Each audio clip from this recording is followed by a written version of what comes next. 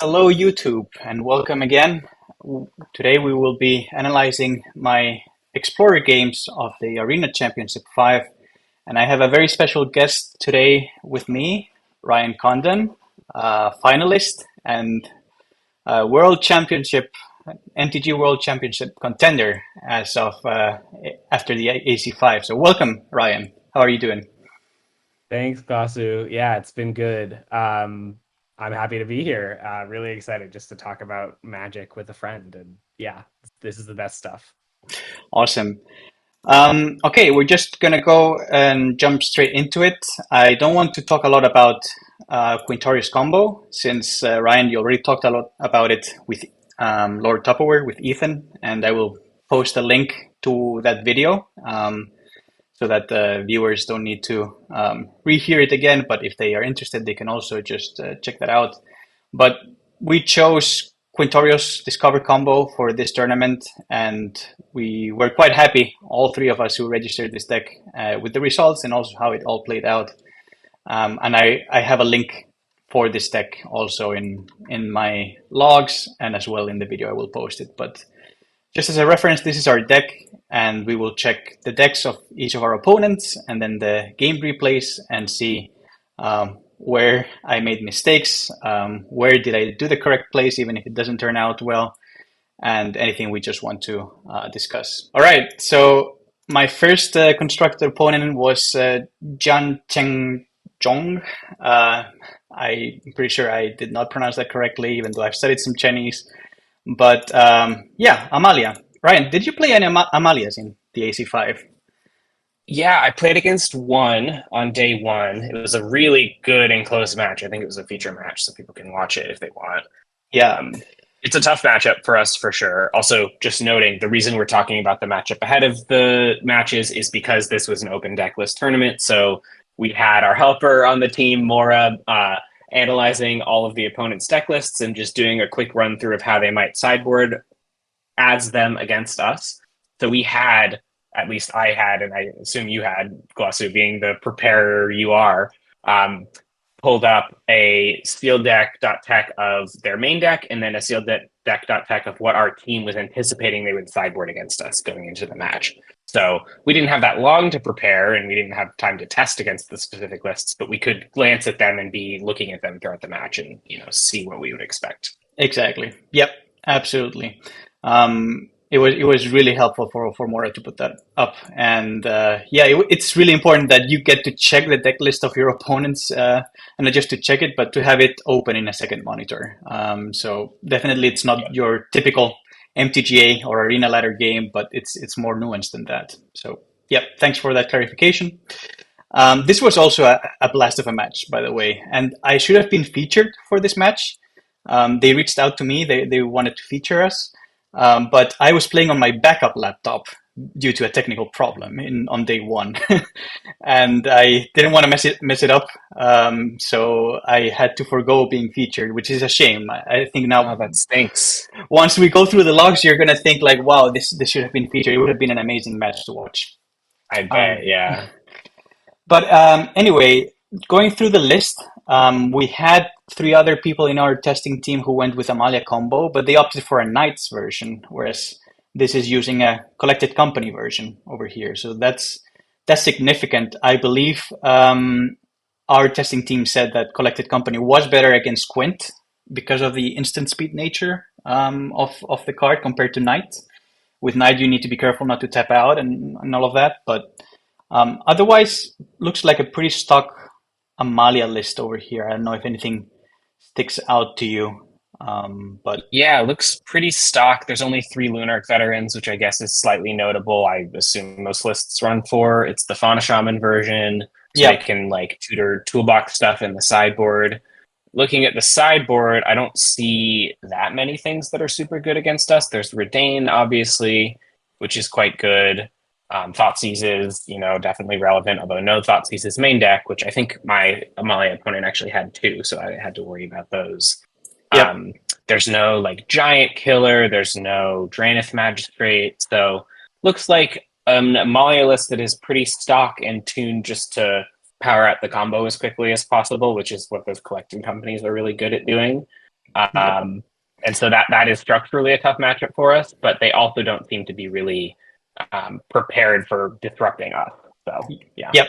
Absolutely. that's my initial read.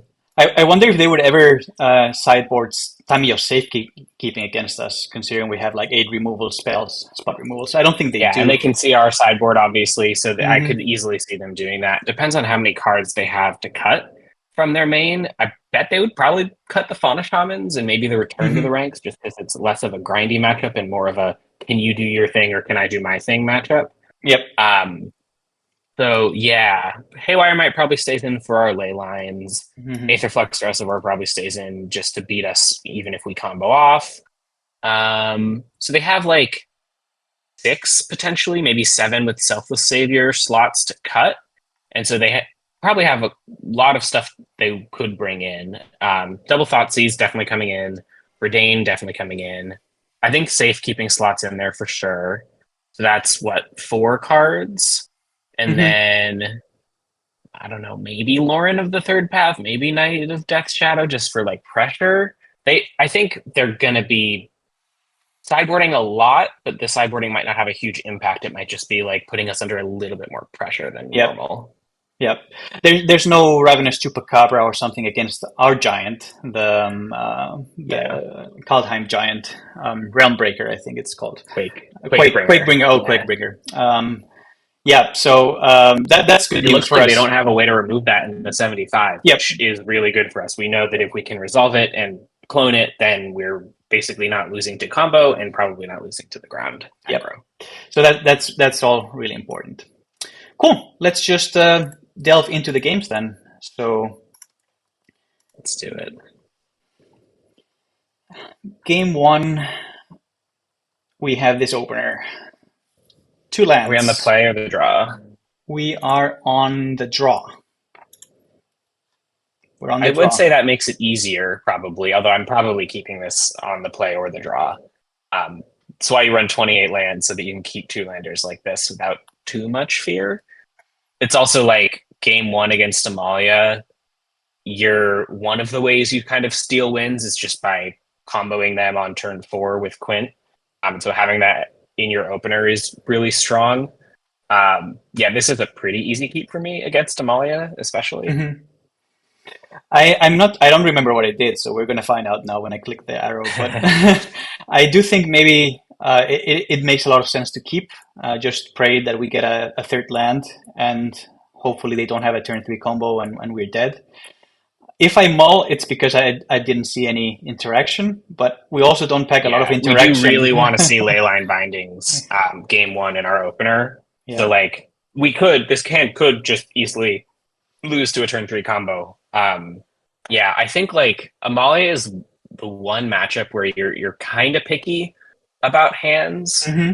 Game one, I either need to keep like a binding or a turn 4 Quint. Hmm. Those are like the 2 hands that I think give us a realistic shot of winning a game one. Hmm. This falls into one of the categories, so I'm inclined to keep it. But yeah, you also do need to draw like multiple lands, one of them being untapped to really have this hand get there. So it's not perfect by any Yep. means. Yep. I would say it's like a 40% to get there, maybe 40 Yeah, percent. I think that's probably a good Hmm. estimate. Yeah. And in game one against Amalia, like we kind of take that honestly. Yep. I kept. So I agree with your reasoning over there. I said, like, you know what? Let's do it. I have Quint and I have Ramp. Let's hope that we get there. So turn one, Synodic Scout. They explore and they pitch a Fauna Shaman onto the bin. So either they're looking for lands or they already have a Shaman in hand. That's not a land, what we top deck, but we still play our tap land. Yeah, no decisions for us yet. That's an Innkeeper, and we get. I'm also thinking if they bin the shaman that they probably have access to all their combo pieces, so I'm getting worried that we're going to get Hmm. comboed on turn 3 here, but there's not Hmm. much we can do about it, so you kind No, of put it out of your mind. we either top deck interaction or they don't have it, so Yeah. we kept that hand. Okay, that's a land. Um, yeah, and we have to play the tap land since we really want to guarantee Yeah, the ramp for on sure. turn 3. And by the way, just noting, so there's like this specific thing you sometimes do with the deck, where if you have a binding and you don't want to pay 2 life to play it on turn 2, you play your Sacred Foundry first instead of your Zagoth Triome. You correctly with this hand did not do that, because if you draw a tap land on turn 2, you're really going to want to have the ramp on turn 3. Yes. So that was something I had pointed out in testing, where like, hey, be aware of the situation. But this was very smart of like recognizing that, but not actually following through on it because of another particularity in your hand and like contingency for what you could draw. Yep. So just noting that. And if I top like a Leyland Binding, I can always shock in the Foundry, which is not ideal, but right. I have to play. Yeah, paying thinking, 2 life is a small cost. Yeah, compared to like having to play a tap land on 3, which would be disastrous. So right, that's a much more important cost here. So shocking. They get in. Do they have a and combo? Attacking, which oh yeah. So then they just directly go for it. They go for Collected Company. I mean, if they go for the combo, they should attack. It's 3 life. It does matter. Yeah. And they only find an Amalia, which is great news. Oh no, they find also an Innkeeper. Sorry. So they're gonna get a lot of Explorers, but we can start leaving up. Well, not removal for the Amalia. Actually, yeah, we're gonna have to remove the Walker if it hits the battlefield here, assuming they get Amalia up to being a 4/4, which it looks like they don't actually. They get a land, and then they get another land. 2 lands. And we're not super mad at that.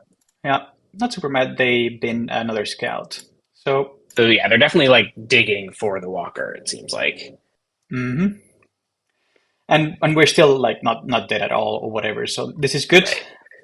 Yeah. Now we're basically trying to make sure we don't die, like our life total is safe, and we keep up interaction in case they find the Walker. It's an interesting and good draw. We get a binding here, so we're definitely shocking in the Foundry. That's what we do. And what is your instinct to do over here? We have options. Yeah. So I was at first totally thinking I'm just going to leave up Carnosaur and channel Tanuki, but the binding actually I think changes that play. I think we want to be in stock for a Plains here, and basically set ourselves up so that we can both ramp and interact on this turn. So then next turn we still have the option of drawing an untapped land to play Quint, or we can leave up interaction plus ramp again. The next turn it will be the optionality rather than the doing both. But I still think we want to guarantee we get out another land here to just unlock more of our hand and leave up binding, which drawing it lets us do. I do remember that's what I did. So fetch land. Perfect. Get There's this bug on the 17 lands where it doesn't show you tapping the lands for the adventure. So everyone just note that we have 3 lands tapped right now. We tapped and we fetched the Plains, and they went ahead and leyline binding the Amalia immediately before. Yeah, I should have thought about that too. Do you binding the Amalia now or later? So I think the question usually, if you're thinking about, do I sorcery speed like on my turn kill something, or do I wait until their turn, is like, if they attack you with it, are you going to have to snap it off? Amalia plays chords, they can combo at instant speed pretty easily. Yep. They also, though, sometimes sandbag multiple copies of Amalia in hand. So if your evaluation is like, I could take the damage from attack with all their creatures next turn and then keep up the binding, you should probably wait to play it in case they have like another one in hand. But I think you're right here. I don't want to take, what would that be, 7 going to 6, so being dead the next turn. I would much rather, I mean, you're still taking 7 because you're paying 3 life, but then you're going to 6 with them only representing 5 power on board. So yeah, I think killing in main phase is definitely right here. It also just makes sure that they can't kill you with a cord. Not kill you, but combo off, which is close to killing you. Yep. Yeah. So definitely smart to do that, I think. Play a Shaman. They get in for 4. We're at pretty low life total now. And they play another Shaman. They had another treasure. So at this point, now we're just like, untap land one time. Untap land. And that's not an untapped land. No untapped land. So can we survive? Doesn't look like it. We have Carnosaur to kill one of the Um, 2/2s, but we're at 6, and they do have 6 power, and 8 we're power on board. yeah. So we are basically deterministically dead here. The only question is like, is it possible for us to make a play that scares them into not attacking with everything? So I would probably instinct is just like pass with all my mana, especially because most of the stuff I want to do anyway is instant speed and like force them to do something. Maybe they don't attack with one shaman because they're scared. We get to Carno, kill something, and then untap and combo. It's pretty rare. I think if they're playing smartly, they will kill us, but Yep. that would be my instinct. That's what I did. I passed with all mana up, and I represented hopefully like Carnosaur and a second lane line, so that Yeah. maybe it's like, hey, I'm still alive. But our opponent didn't buy it, so they just attacked and they just conceded. Pretty Without simple you. game. We needed to draw the right things, and we barely didn't. And yeah, Amalia got us, which they usually do game one. Hmm. Really, really sad about not top decking that land. You know, that was also a deterministic Yeah. wing after that. Those are exactly the margins that like are the difference between me top eighting and you not top eighting in this tournament. It's like this was day one. You went, I think, 3-3 on day one and needed to 3-0 day two to make it. You 2-1 day two. I also 2-1 day two. Like I drew the land or I top decked the Quint in certain spots and you didn't, and like that's just the difference. Mhm. To be honest, That's playing this deck. I did get lucky in other matchups, so I'm not saying like here. Oh I think yeah, I mean, yeah, yeah. I think I got unlucky here to not get that land, of course, or to maybe be on the play or whatever. But well, it happens, right? We were just one top deck away from snatching this That's game one. magic. Yeah, So totally. um, game two. So we are now on the play, and we do sideboard in like 3 Quake Ooh, Bringers and 4 Bedevils. Bedeck, yeah. not Bedevils, Bedeck Bedazzle, sorry. And this This is is an interesting hand. we have a piece of interaction which we like, and all our mana.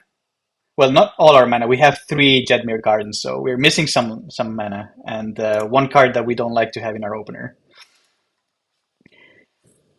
What would you do? Yeah, what are your thoughts on this? I'm curious to hear yours first. I'm keen on keeping like a lot of lands, and we do have one piece of interaction. So that makes me want to keep the hand. We just don't have all the colors, and we don't have ramp, and we don't have any sort of threat. But still, I think I want to keep. I can potentially like cycle one of the gardens on 3 if I haven't drawn absolutely anything, and we do have one piece of interaction. So I'm inclined to keep this hand right now. I don't know what I did in the game, Yeah. but I think it's a mulligan. It's close. Like you have one piece of interaction, which is like kind of a baseline post board against Amalia. You like really can't keep hands with 0 interaction unless they're perfect. Um, Spark Double kind of dead. I mean, if you had a Leyline binding instead of a Bedeck, then it would be less dead because you can draw cards with Karuga.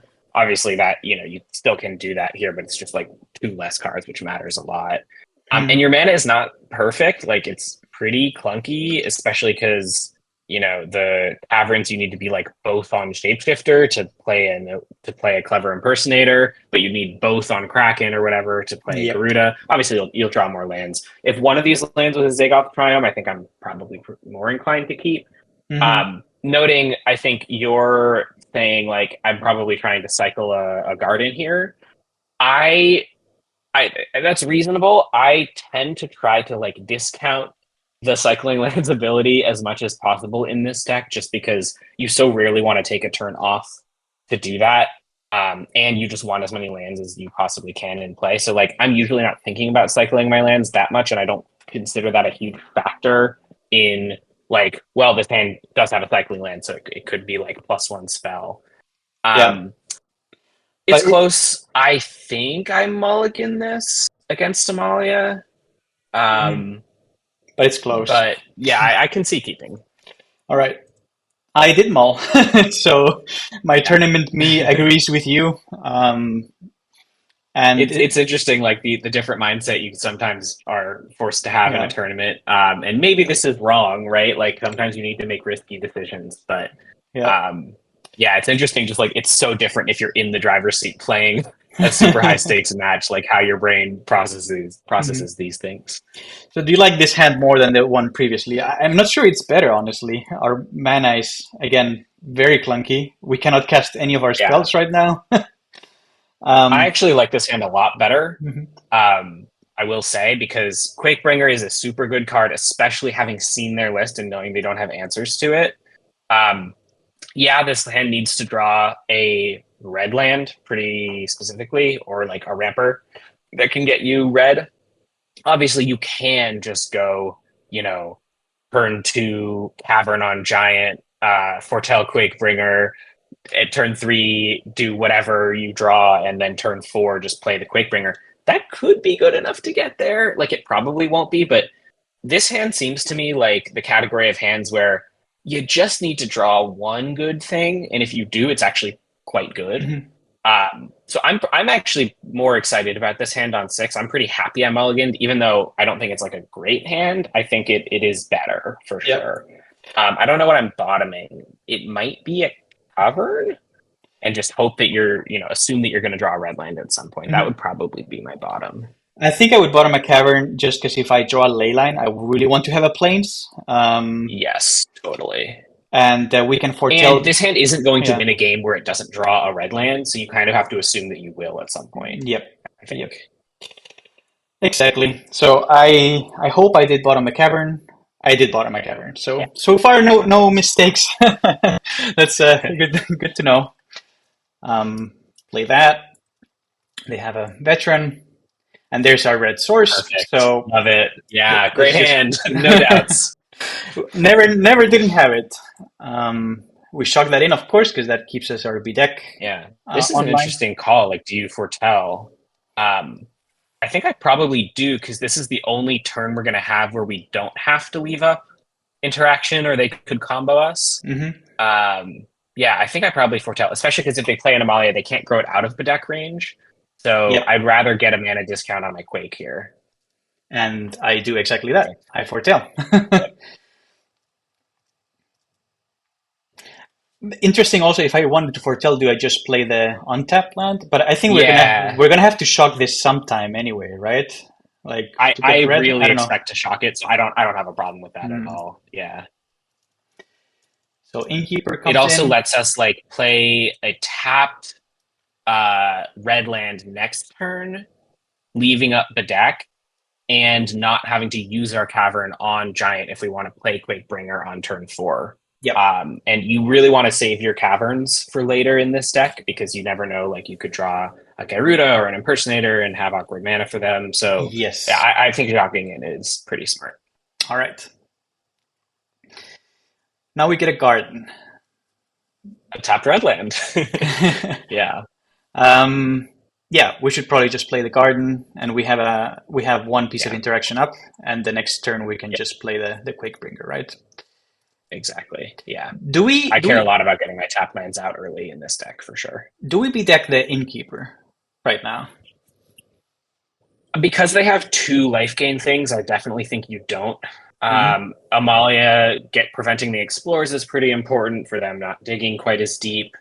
Like they could go collected company in response to you bedecking something, or like cord or something in response to that, and that messes you up. So like if they untap, play Amalia or Walker, and then pass, you're kind of in an awkward spot because you can't try to kill it without giving them a window to combo.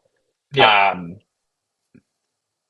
But I think you have to accept that because I don't think, yeah, if you bedeck now, let's see, does that change the chord math? They play a land, they play a creature, and they'll have, yeah, I'm trying to do the exact math here, right? They have 3, 4, so they'll have 2. Actually, can they even chord if you don't bedeck? They I think can they might not be able if to, right? they play a green land and they play something else, Mm-hmm. then they can chord.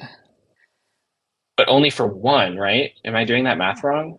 No, no, no. They'll be able to chord for 2. Yeah. Yeah. Okay. So this actually it does change the chord math if you want to bedeck here. So it's more of a relevant thing than I was thinking. My Hmm. instinct was like, no way, they have 2 life gainers. Um, And you are resolving a Quakebringer next turn pretty deterministically. That's actually a really good spot. Um, I think it's hmm. correct to bedeck here. I think it's correct because that Yeah, I think guarantees. you're right. I think you're right. I Because think you know you're resolving a Quake, and it, especially knowing they don't have answers for it, it makes it so hard for them to beat you down, and then you just need Quake to survive for a couple turns, right? And yes. keep you alive, and then you can resolve your Carno. So yeah, I think it's really, really smart to bedeck here, and I probably wouldn't have seen it. Hmm. I mean, they can still, of course, like play a land and then the combo, and then Yeah. it would be better to not have bedecked. Right. It's Um, worse against land combo piece in their hand, but yeah, it's better against land combo piece cord. And I exactly. think that is slightly more likely, Hmm. especially given the sequence of plays they made so far. Like if they had Amalia, I think it's reasonably likely they play it last turn. Not perfectly likely, but reasonably likely. Um, so it's close, I think, for Hmm. sure.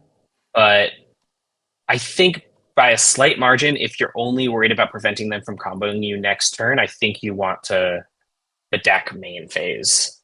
Um, Hmm. yeah, I love I it. like that. It's such a tough decision. Such a tough decision. Yeah, I yeah, passed.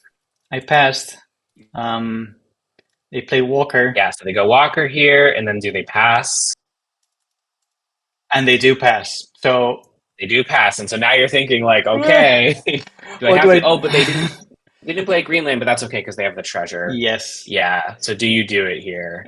So like, I mean, if I think I they're gonna be able to combo you regardless because yes. you're gonna want to slam Quake. I don't think you're continuing to leave up interaction, although maybe you should. Um, they know about the Quake bringer. This is tough. Yeah. I don't know. I don't know what the right play is here. Um, honestly, maybe the right play is you're not Pass. under a ton of pressure. Maybe you just keep leaving up mana and don't play your Quake. Hmm. They are reservoir deck. So I'm trying to think like when you play Carno, right? Are you still gonna be like dead to them comboing? And probably is the answer. Yep. Um, so you're not really going to be able to tap out for that, which is relevant. I think it's like a razor thin margin for me between the deck now, if they combo you, whatever, you got me, or try to continue leaving up as much interaction as possible and then on some point resolve a Quakebringer while leaving up the deck. Um, I think I remove it now and just no fear. Like, look, if you have it, you have it. But that's a really, really close call. Yep. I do go for it. Well, no, I was actually super scared No, and you I don't. didn't. I pointed and I Yeah, thought like, oh I man. think that's totally fair and reasonable. Yeah. Okay, that binding Ooh, is that's a good. good.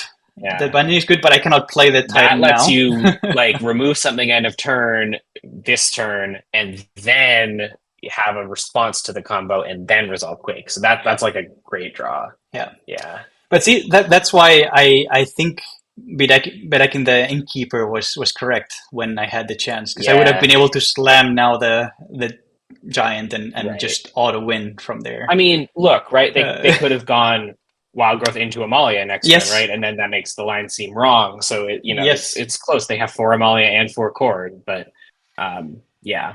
I think but playing around Cord a lot is a smart thing to do in this matchup. They rely on it pretty yeah. heavily. So I'm happy that I didn't fire it off because I mean, Cord just wins the game Yeah. there. That draw gives you much better positioning Yeah. here.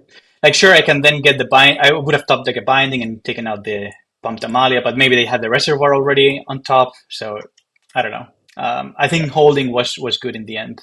And yep, they have the cord there. They go for it. And I bedecked before. Okay. I think I should have just waited. Yeah. I need to wait here. Yeah. Yeah. I think you probably want to wait there, although I It's up. think you're probably because they could have more chords in hand. I think you're killing both before they can untap, regardless. Yes. And so it really is just a question of like which spell are you using to deal with which. You can use either to deal with either. I think you probably want to use Leyline to deal with Walker because um, would you rather have Amalia in the graveyard or under a Leyline? They have They have returned to the ranks. Beseiju. Um, what did you say? Return to the ranks. They have a return to the Yeah, ranks. right. Beseiju and Return to the Ranks. I Four don't of know how them. many Yeah. returns they boarded out. I Hmm. would guess they board out some, but probably not all. Definitely not all. Keeping it at least one. Um, it's close. I don't think it matters a ton. I probably wouldn't spend too much time thinking about this. Um, yeah, I think it really doesn't Hmm. matter that much. My instinct is like bedeck the Amalia binding the Walker because of Beseiju, but like it Yep. doesn't matter a ton. But I definitely should wait for them to tutor something, because if I kill this, then maybe they tutor something else. They could tutor a Dyna or something. True. So Yeah, I think you want to wait for them to tutor regardless because you can always respond to the mhm. triggers, but it again doesn't matter a They ton. still got Amalia, and I did. And you definitely, yeah, you Yeah. get rid of it before the explorers happen. All So right. unless they're comboing you this next turn, oh yeah, so they're getting back the Amalia, Yep. which So is pretty big. that's Oh, relevant. that's another that plus Hmm. Beseiju versus Return to the Ranks is really Yep. the decision. Yep. Yeah, So would I prefer that they? It's definitely better to have Leyline the Walker there, from what everything you were saying, because given they had, yeah, I think it is slightly better because those two things are like they don't take a full turn from them to cast compared to Return. Um, yeah, but like it's super close. yeah. Honestly, I think the right play is to like, not think too much about it. And they leave a Coco on top, a collected company, so that's relevant. Yeah, And they definitely. they have a huge Amalia. I mean, it's not after combo Amalia, but this is Yeah, relevant that because starts to get scary for you because it can beat you down even with a Quake in play. hmm, they even get like a 8/8 Amalia over there. Yeah. Okay. So yeah, you want to get the tap land out now so that you can Carno next turn and just try to survive this turn. Yep. And at least they cannot gain any more life right now. Right. They're not comboing you, and you're hopefully not dying. You're going to like two, and then you're just trying to combo Yeah. them. And they don't have like a Chupacabra or anything that can deal with a quick bringer, so I can also Yeah, just. knowing the list of their like possible chord targets means, or not chord company targets means like I think you're actually pretty safe here if I remember the list correctly. I Yep. I would be like terrified, but knowing that I should actually probably technically be feeling good here. That would be my mental state. Yeah. Yeah, absolutely. Go to two, And now you and really want to hit a Quint first so that you can gain mhm, life. and we do. Perfect. We love it. Yeah, and now this is where like you don't need to combo them, even though you might actually combo them here, Yeah. especially because you have no clones in hand. But like you're gonna gain so much life and have a huge board that like it doesn't matter. I think they're dead Yeah. either way. I copied a Quint. This is slightly wrong. I should copy Carnosaur, Yeah, I think you copy Carno with the first one, but now we with the get first double, impersonator. and I think we just win now. Some close game. Some interesting, really Yep. like close decisions. Were they did had you already seen two impersonators? Were they not technically dead here? I think. Did they scoop? Oh, they just scooped. They just scooped Yeah, before. yeah. They If shouldn't you scoop. had They shouldn't seen scoop. both impersonators, they shouldn't have scooped. Yeah. But I mean, they're pretty dead anyway, because like this kills them in two more turns. Yeah, Um, right. so I understand them scooping, but yeah, if this was another Noting though, impersonator, I yeah, do want to copy the Carno, not the Quint, if that was your last or even second to last clone. I forget because having another thing to chump Amalia is important, and then you're still getting, I think, yes, roughly the same amount of life gain triggers. So yes, yeah, I'm copying Carno at least one or two times there. yep, yep. I completely agree. Thankfully, we didn't die, Yeah, didn't matter. and that was such a Also, it's such. not like you need to block the Amalia because you're at 24 now, so Yep, like not super relevant. But exactly. But yeah, it was such an interesting decision whether to be deck the innkeeper or not. Um, yeah, because if I do that and they don't have the combo, I just win because they just slammed the Quakebringer on four. But and then I'm happy that I didn't like cast that into a Coco into the core calling. That I waited, and thankfully top deck that Leyline binding helped us to maneuver a bit, and then we just slam the Cardinal for the win. So super intense. Game 3. Yeah.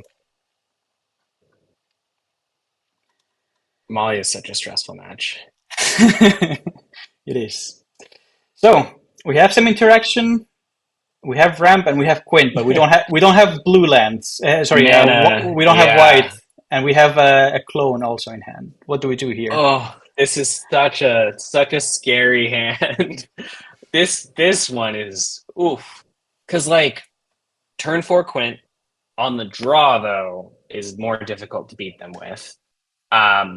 If you draw planes, you are ecstatic to beat this hand because it's just like interaction into turn 4 Quint, perfect.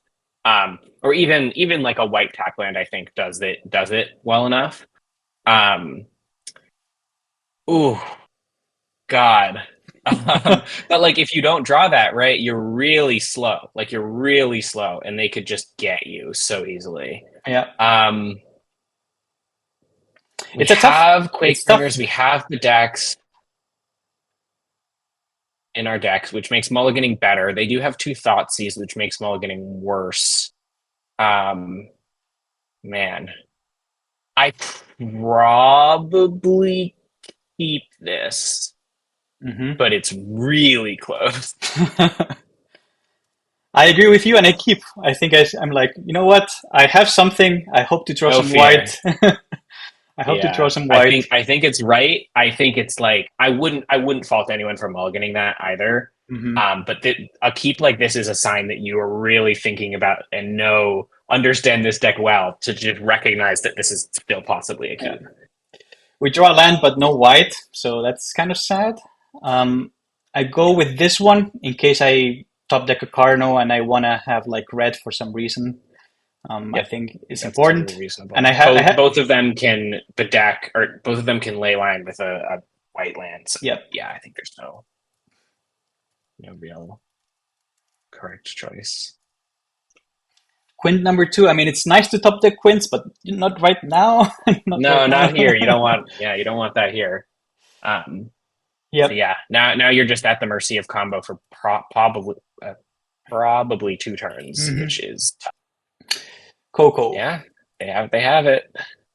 They just get Amalia, so so yeah, they're exploring. You're still dead, but you can at least represent interaction next turn, which might scare them off. Well, they see a walker over there, so I know that they're keeping that. No, they don't keep it. They bottom it. Okay. So does that mean they have one in hand? Do we assume that means they have one in hand? I think probably, right? It does, but. Yeah, okay, so they have one in hand and they didn't have Amalia. That's why they went for the Coco. Yeah, makes sense. Yeah, I think that's what that reads for me. So now it's like, planes, please? Planes off the top, right? Yeah. All right, we got Bidak. That works. It works well enough. Works well enough. Yep, definitely don't want to shock because we're under some life total pressure here. And we don't know that they have Walker in hand guaranteed. Yeah. But we think it's reasonably likely. Yeah. I would be like pseudo putting them on it. Yeah, that's fine. Grow your Amalia. All we want to do here is scare them off of playing Walker so that we can resolve our Quint. Yep. And like they can still, I mean, well, I guess they're probably dead if we resolve our Quint. Let's say we draw a Spark Double, right? That makes it less likely that they're dead, and then they could still combo us after that. But yeah, like we're just hoping they don't play the Walker because they're scared. Okay, they only attack with Amalia. Ooh, why are you not attacking with more things? Haha, what could that be? That really signals a chord. Yeah. So what do we do? Really interesting. Yeah. Okay. So here is where whether or not you can beat their combo is super, super, super relevant, right? Because they didn't attack with the creatures, so we almost for sure know they have a chord. So they're going to combo in response if we Tanuki, like 90+%, right? Yep. Then the question is, if they combo, how much life are they gaining? It's an undeterministic amount. It's somewhere around like 60, 70, 80, or they usually go up to. And how much life or how much can we drain from them to keep them off of specifically Aether Flux Reservoir, right? because we're going to get to have a board of Quints in play.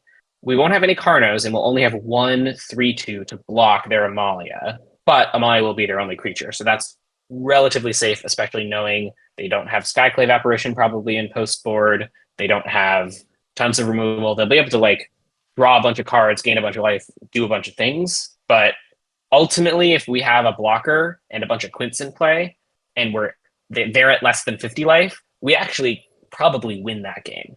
So here is where you really, really want to consult your spreadsheet of combo math and see, right? Okay, if I Tanuki for a plains, untap, they combo, go up to 75, right? Let's assume that that's the number.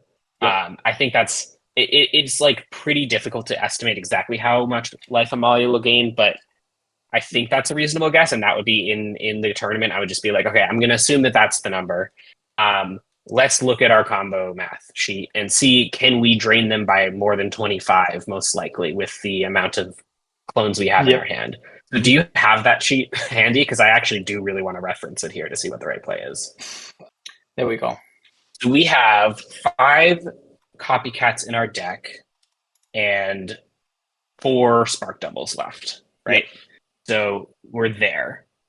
We could draw a spark double or an impersonator, so that's possible. But I'm gonna assume we don't. That's like I don't know. We could check on tap.gg if we were in arena right now, but it's probably like a less than a 10% chance. So I'm kind of discounting that. Mm-hmm. And yeah, this shows us we have an 80% chance at 30 damage, a 20% chance at 22 damage. They're at 22 life right now, I think. They have 3 life gainers, so they're going up to 25 if they're comboing. And then yeah, they're gonna have a lot of life gain triggers. But the question is, like, realistically, do we win this game if we don't get the combo?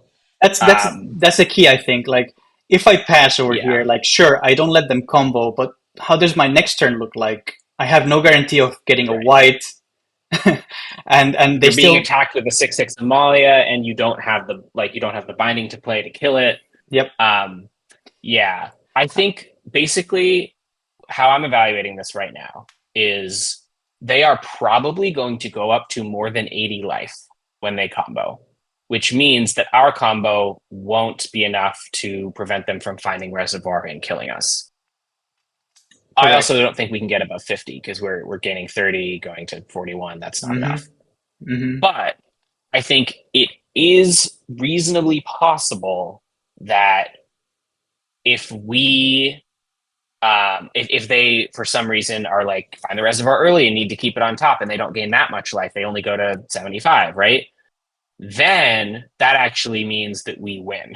And I think we are pretty unlikely to win this game. And so given that, I would put it at like 20%, maybe something around there, 30, 20, somewhere in that range, that we win if they have a low life gain combo. And this is totally my estimation. I have not played it enough against Amalia to have a really good estimate of that. But I think going for it is correct, giving us about a 20 or 30% chance to win the game. I think that is correct. Yep. It's such a tight call. So interesting. It's tough also. Like I can also bank on like, okay, they will maybe go for the combo and I can just bedeck the Amalia and force a draw, which it's not nothing. It is a possibility too. Oh, true. So this is the spot I like don't ever consider that, and I really should. I'm usually blind to it. Yeah, that's actually a really relevant thing. Yeah. But because you're being attacked by it and you're under so much life total pressure, they don't even really have to go for it unless you draw a white land and can threaten that. So yeah, I think like they're not going to have to go for the combo, which means that you're still probably dead anyway. Like if opponent makes a mistake, I think I like going for it, but oh god, is it close? If opponent makes a mistake, I can force a draw, which is great. I assume they should. I'm assuming they are not going to make the mistake. At which point, if I don't ramp and get a plains over here, I'm pretty much dead. Next turn, they can play like 2 more creatures, and then I'm just dead. They attack with everything. I mean, I guess I can. Also noting, it's possible they don't find the reservoir, right? It can be in the bottom 10 cards in their deck, and sometimes they don't find it. So that does give us a couple more percentage points as well, even if they're comboing. Anyway, I agree with all of that to say I do ramp over here. All of that is that you have to make like a 10-second decision on. It's crazy. God, Magic is hard. But they do chord, they find their walker, and they combo off. I'm gonna go through all these triggers really Yeah, let's skip fast. through it. Basically, the important thing is, do they find a reservoir and how much life do they go Yeah. up to? We see the cards in graveyard go down, so and we also see them getting lands. If they get Yeah, lands, they 91, also that's tough. that goes really far. So they got to 96. So Did they find the reservoir though? 10, 10, 10, 10. Oh, sorry, the I deck. guess surveil on 17 lands is rough. I don't think it would necessarily show us. Do you Yeah, remember? they didn't find the reservoir on top. Okay, so we're in it. We're in it still. We're in it. It was unfortunate that they drew so many lands because if it were like Yeah. half of these lands, maybe then they would be like lower. But they didn't find reservoir, so we have a chance. We have a chance. Yep. So And there's nothing for us to do here besides combo off because we need to be at enough life. We want to make blockers. So yep. yeah, there's really only one line for us. So that's where we are at 31 and 74. With And a that's bit. because we hit Yeah. the impersonator first, Yep. right? Yep. Yeah, so that was unlucky. We hit the 20% instead of the 80%. But it doesn't really matter given that they didn't draw reservoir. So now we're just trying to make a bunch of 3/2s, get them below 50 as soon as we possibly can, and remove the Amalia, Yep. obviously. And we have a binding also to We answer also this. could maybe try to bedeck their lands and keep them off of it, but yeah, that doesn't work, I don't think. Yeah. No, because they have plenty lands, sadly. I also thought about it, by the way. I also thought like, ooh, maybe I can get them from mana from getting reservoir, but they do have a lot of lands to do their land drops, sadly. Also, we do have one Quint close to ultimate, which is usually something you want to keep keep a tab on. Mm-hmm. We protect the high loyalty Quint, and they bring their two phantoms to pressure our Quints. To pressure our Quints. Here we just make a bunch of spirits. Yeah, you make the 3/2s as soon as you can. I assume there was nothing relevant near yard that you could like ultimate that Quint for, or was it on 6? Then yeah, it doesn't matter. It was on 6, and no, I could just play a Tanuki. Doesn't make sense. So yeah, so now again, you're just trying to get them below 50 life as soon as you can. That is the main thing you want to operate on. So like, what is our line to do that? Probably it involves removing. Might not even involve removing the Amalia, although it's abyssing us every turn in theory. We could copy a Quint with an impersonator, but we could also leave the impersonator for Leyline. It's the kind of thing where you have so many choices, but like they're all leading to the same place, really. We could play another Quint and toss it. I think that's a totally reasonable line. We could also just try to remove the flyers so that our Quints don't get pressured. But yeah, so like the flyers are going to kill one of our Quints this turn because one of them is on 2 and they have 2 power in the air. Yep. So I probably want to remove at least one of those this turn. So I think my line is like binding the Amalia, but I guess first I want to remove here's my line. I'm figuring it out.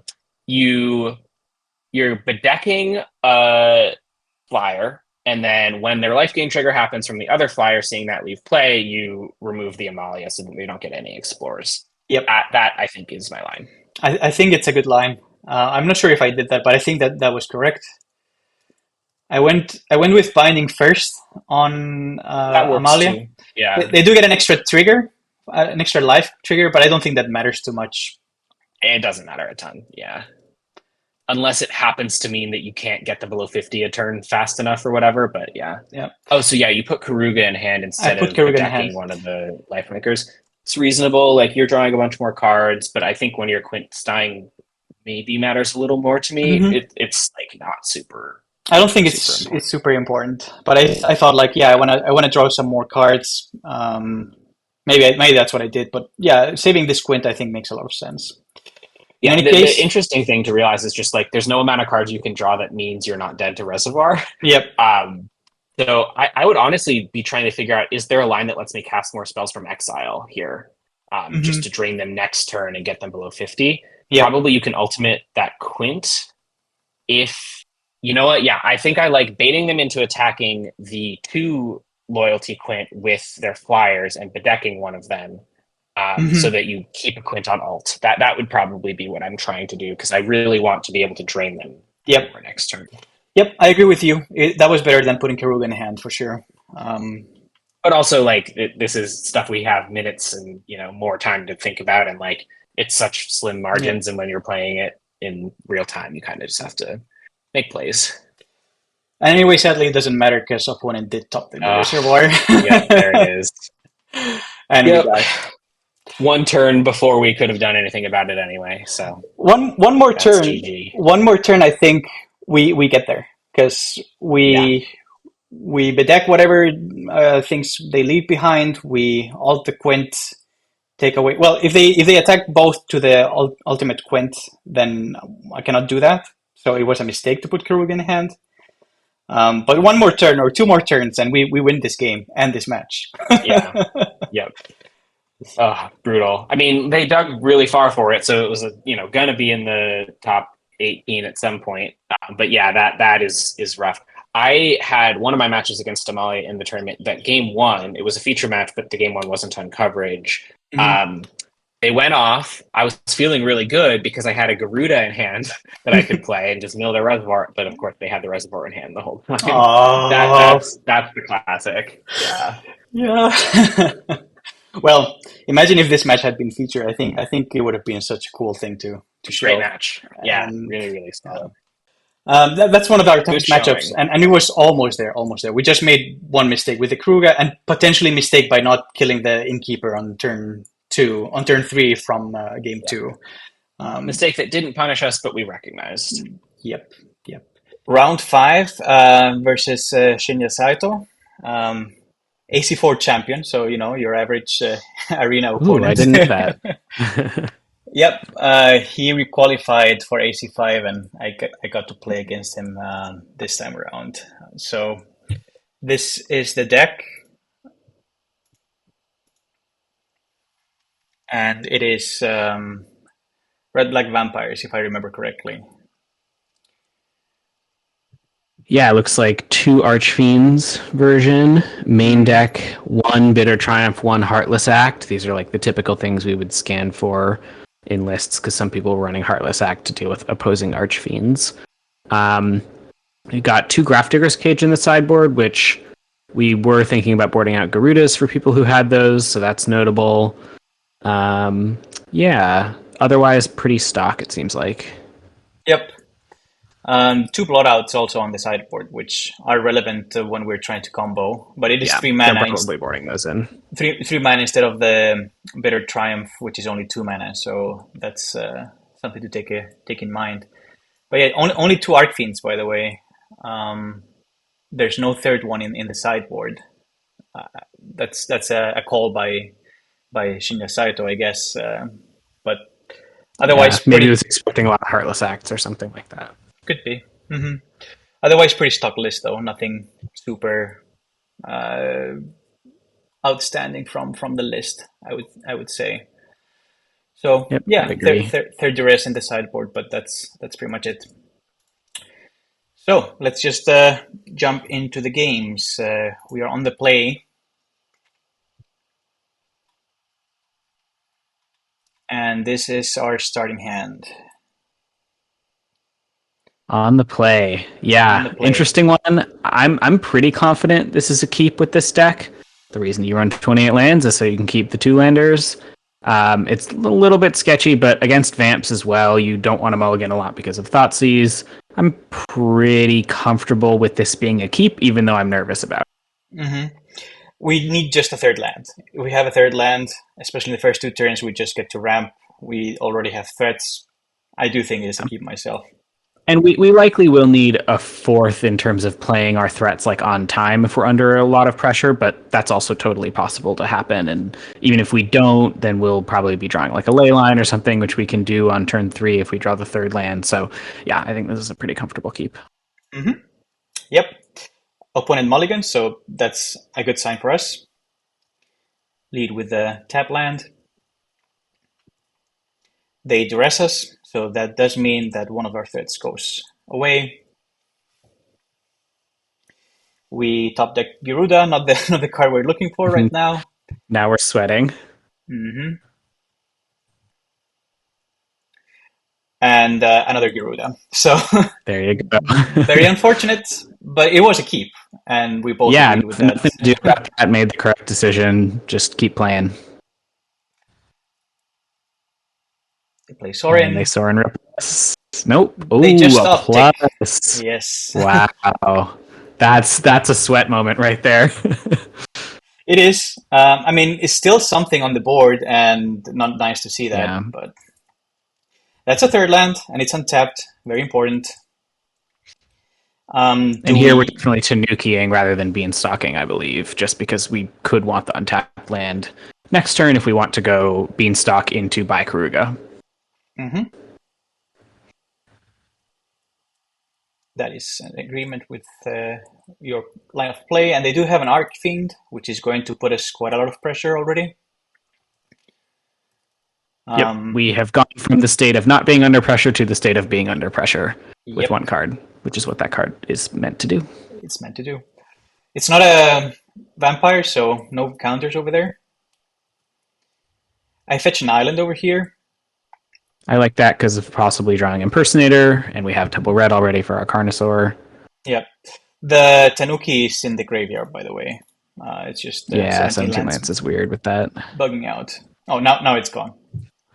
Cool. We get a migration as a top deck.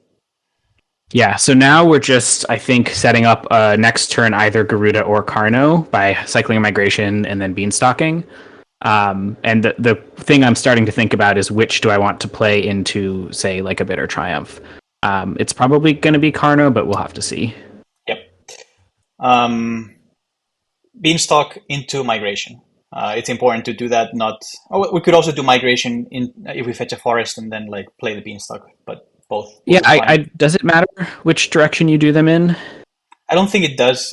With herd migration, we can wait until the end of opponent's turn to do it. Oh, true. Yeah, then that is the better play because you want to represent a binding at least, even though you've played as if you don't have it so for this game. But that's what I do. I put the planes in, so representing a binding, and just pass. Mutavault gets in, also with a +1 We're happy counter. with this, although they're probably, they are still leaving up a Bitter Triumph. But it means they don't have anything else to play. They put a cavern, and we cycle for our land. I get so now clock is really important. Like, I think going for Carno, regardless, is probably the right line, but if we Garuda into a Vein Ripper, that can survive a couple turns, and that might force them to Bitter Triumph the Garuda, so we can't get a clone for it, but then we still hit a Ripper, and that's better than maybe Carno into Quint, then they Bitter Triumph it, and we're left with just a Carno and dead in the air. I still think we probably Carno just because it's a little bit more resilient, but interesting. Yeah, interesting spot. By the way, they probably have the removal, and this also domes us for 2 when we have a creature die. So that's also that is also in the math. This is also a vampire, so it can get Lightning Helix to our face. Yeah, we're dead next turn unless we add to the air or combo significantly. That's actually really close because I think Garuda is better against Bitter Triumph here. Now that I'm thinking about it. You have an opportunity to hit a Ripper, and you have an opportunity to hit. I mean, they only have 2 Archfiends, so it's not super likely. This is close. If I'm like putting them on binding, which I probably am here, maybe it's Garuda, because hitting a clone or a Quint. No, actually, hitting a Quint is fine with Carno. I think I'd probably go with Carno, but it's close. Yeah, hitting the Impersonator can also copy the Archfiend. So that's also relevant. I think the main thing is we're getting 6 in the air with the Archfiend, right? So getting a Ripper or a clone for the Archfiend would be nice. Carno into Quint. So Carno into Quint is actually fine because you get to minus the Quint and hit a clone for the Carno and keep going. Yep. That's the key. I was thinking if the Quint got killed. But it's been a more than a week. I'm rusty with this deck. Yeah, you'll still get to copy the Carno and gain enough life, even if you don't combo them out entirely, to survive and then kill them with dinos the next turn. So I think it is Carno here, because if you hit a clone, yes, you do lose to the Bitter Triumph. But if you hit a Quint, you probably win. And then Garuda, you're still somewhat likely to lose to a Bitter Triumph, because they could kill it and then you could not mill their 4 or like 5 of outs, which are the Rippers and the Archfiends. And so they kill it, you mill a clone or something and you die. Yeah, you could mill a Carno. I think Carno is slightly better, but the math is quite complicated here. I'm probably just trying to Carno into a Quint. That is my goal, I think. Yep. We do have 1 clone in hand, so that reduces the chances of Carno into clone, which loses the game. Yeah. It's roughly 50-50, I think. It's slightly worse odds than 50-50. It's like 4 out of 9. Yeah. I remember taking my time on this decision. It was... Very close. I was like, okay, this is like flipping a coin. Tails, I win. Heads, I lose, or the other way around. And I went with Garuda. I went with Garuda. That's a total line. Basically, you're either flipping a slightly unfavored coin, or you're flipping a really complicated coin that it's hard to determine what the probability is. Yeah. And so I think going with the complicated one over the slightly unfavored one makes some amount of sense. I think that's a reasonable line for sure. But I'm sure I did not have time in the tournament to think all the possible odds. Right, exactly. I just spent 5 minutes talking about that, and you have 10 seconds. Yeah, I just thought Garuda milling Carno, great. Garuda milling Bane Ripper, great. Garuda milling another Archfiend, great. Garuda milling Impersonator, also great, because they both put something there. They are forced to use maybe their Bitter Triumph, and if I survive 1 turn, I can play the Carno next turn. And you can Carno. Yeah, no, that does make a lot of sense. Yeah. I think that probably is the better line. Mm-hmm. I was forgetting the stuff we could mill on our side, and that is super relevant. Yep. I went, I think, more with heart, but also... It's also very possible that a Vamps player could misplay against this and be trying to save their Bitter Triumph for something like a Quint or a Carno. That is wrong, because we can re-roll our Garudas on clones and they want to prevent that. Yep. But knowing that, we're playing against really good players, but players who don't have maybe a ton of experience in this matchup, totally possible they could misplay there. And so that's a tick in favor of the Garuda as well. Yep. So Garuda comes in, and with a trigger on the stack, remove Garuda. Yeah, smart play. Deactivates the Spark Double, so that's exactly what you want to do. Yep. So take 2 to the dome, and then we mill, and these are our mills. 2 lands, Quint, and Binding, and from opponent, 2 lands and brutal. 2 creatures.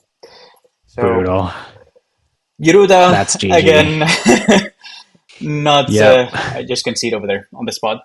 Very shy Garudas in this tournament. I have played a bit more after the tournament, and I definitely think Garuda is the weakest of the threats, just because it whiffs quite often. Sure, it clearly is, yeah. It's just like, I think it still should overall have more than a 50% hit rate, and I think in the tournament it had like a 20% hit rate for us, which is pretty unlucky, I would get. Yep. So I'm happy that you agreed with me that Garuda is probably the best play over there. They did have the Bitter Triumph in hand, so again, if I hit a clone, I just lose on the spot again. If I hit Quint, I win on the spot too, but it's 50-50. And I think I went with Garuda because they have the Archfiend version, and because an Impersonator would also copy the Archfiend and survive for 1 turn. And then they use the removal on Garuda. If I survive 1 turn, I can play Carno and win the next turn. So very unfortunate. Garuda is barely right there, but it's very hard to determine and super, super close either way. So yeah, I think going with Garuda there is like an extremely reasonable play. Mm-hmm. All right. So next game, we do put ourselves on the play. We had like 1 decision in that game, but it was a really hard one, which I find funny. Yep. All right. This hand. 2 clones. This hand. Annoying. We do have a ramper, no and we green. do have... But no green. Yeah, that's the problem for me. I think I gotta mull this. If it had green, I would be considering it more, especially because Impersonator is good in the Vamps matchup. But I think you just need a little bit too much for this hand to work. So I think I'm mulling. And I do mull. So my tournament me I like also that. agrees with you. And And you've got a free mull. Yep. Exactly. The free mull, we can put this on the bottom, which is great. We want it to be on the deck, in the deck. And we also have bindings and a consecrate consume. So feeling pretty good about this hand now. It was definitely better than the first one. So happy to mull there. Yep. Lead with garden. Swamp into Thoughtseize. Hello, I have a lot of interaction. Hope you like it. They take one binding. And the Ramper, it's also great to see one. Yep. Yeah, I like the shock there. Just make sure you can interact if you need to or want to. They put the Harvester, and I just immediately remove that. You snap it off. You just don't want to be under pressure in this matchup. Yep. Get another Ramper. I put that on Shapeshifter. I don't know how correct that is, but I don't know. I think I like it. It's either Shapeshifter or Dino, I believe, because you want either double blue or double red. And the question, I think, is really what are you trying to fetch with your Tanuki? You're going to be one off of either one, either way. But Shapeshifter is a card that you can cast, especially if they play something like Fable. I really like Shapeshifter here, and that, I think, could totally be reasonable. I mean, they probably wouldn't have played the Cavern if they had Fable and like a red land. Yeah, I think probably I would go with Shapeshifter too. But it's always tricky to name something with Cavern in the early turns. Very tricky. Yeah, that's what you want to have high land hands so that you can save it for late, but not always possible. Shock in a Blood Crypt, and they do have the Fable, so... Awesome. I mean, we don't have the Impersonator, so we're even, speculating on all of our stuff. There, I think I probably would have not gotten a Plains. I probably would have gotten an Island, just because I really want to be able to clone the Fable. What was your... Oh, I guess for Quint, you wanted the Plains? Yes. I think I would go Mountain in that case, because you want double red for Dino. Usually there's no reason for double white, as long as you have white-red. So yeah, my instinct says Mountain there, but there could be something you were thinking about that I am not. No, I think from what you're saying right now, probably the Mountain was correct. I did want to get something for Quint, because if I top deck it, I would want to be able to cast it. But I do think Mountain is correct, considering we cannot use this now for a Dino, and we could also top deck the Dino later. Of course, we have two Rampers in hand, but next turn also actually Island lets you draw a binding and then buy Karuga, so that's also a consideration, because it would make binding cost 1. I think I would have gone for Island so that I could draw either Impersonator or Binding and be happy, because I do have the second Ramper to eventually fetch red for the Dino, which I don't have even. So my priority order probably goes Island, Mountain there. But it's again pretty close. Yep. Now that you say it, yes, I think Island is correct for those, like getting Binding and Karuga to hand, or top decking Impersonator. You are absolutely right with that. And we cannot, even if we top deck Quint next turn, we cannot cast Quint yet. We have to wait one turn. So we'll be able to fetch whatever we need based on the top deck with the second Ramper. And so it's really a question of like, if we're not going to play the Ramper next turn, what are we doing that we want to do, and how can we set that up? Yep. Correct. So that's a mistake there. I should have taken an Island, and if not an Island, a Mountain. So we top deck a Binding. We top deck the Binding. And if I had put an Island over there, I could get Karuga in hand and still keep the Binding up. All right. In this case, though, you can basically just ramp and Binding, which I would probably be doing just to keep them off of Fable for more disruption. So I'm trying to ramp into an Island and then immediately Binding the Fable here. That's my instinct. Okay. Are there possibilities? Asking me? Yeah. Do we want to Binding the Goblin, for example? I tend to not Binding the Shamans and just let them get out their Vein Ripper Rippers if they have them, especially because we have a Consecrate Consume here. You could also just cast the Consecrate Consume and get the Goblin off the board and save the binding for something else. I think I want to keep developing our mana and get one of the threats off the board. That seems like the best use, and then save the Consecrate for like a larger threat. Yeah, I'm pretty comfortably on ramp to island and then binding the Fable. Mm-hmm. This is game 2, so they're not going to have stranded fatal pushes in hand, which I think you told us game 1 it's a good idea to get the Fable, because then they cannot discard their useless cards in that matchup. True, yeah. But Fable is definitely worse game 2, although it's still obviously just a strong card. Mm-hmm. Yeah. They can't Ripper you next turn even if you leave the Goblin alive, which I think is relevant for me. Yeah, I think the Goblin is not putting us under enough pressure. It's always close between killing that or the Fable, because like mana plus damage is like quite good regardless. But yeah, I think it is strictly correct to take Fable rather than Gobbo here. Mm-hmm. What if the next turn they put something scarier on the board, like an Archfiend? Wouldn't we want to have the binding there? For that, We have I think is the reason. Yeah. Okay. I do agree with you, and this time I do fetch an island. And I put the binding, and I get the Fable. Yeah, so I do exactly what you would have done over here. Love it. You're tricking me. You're giving the devil's advocate for plays you're not even making. I love it. Yeah. I'm asking because of what happens now. So, put a land, duress or consume away. And they can, yeah. Get the I think you're like totally fine with this. I think you still absolutely made the right line. And they put the Archfiend over there. Yep. So now we're in top deck mode, trying to find a Quint. We obviously can buy Karuga if we need to, but we have a lot of live draws. Another binding, another consume. A ramper could unlock the 6 mana top decks. So we're still pretty live here, although we are under a lot of pressure. Mm-hmm. After they had essentially the exactly correct sequence to punish us for the line we took. Yep. We top deck a Carno, and sadly we only have five lands in play. So we do have the option of shocking the Goblin Shaman or the...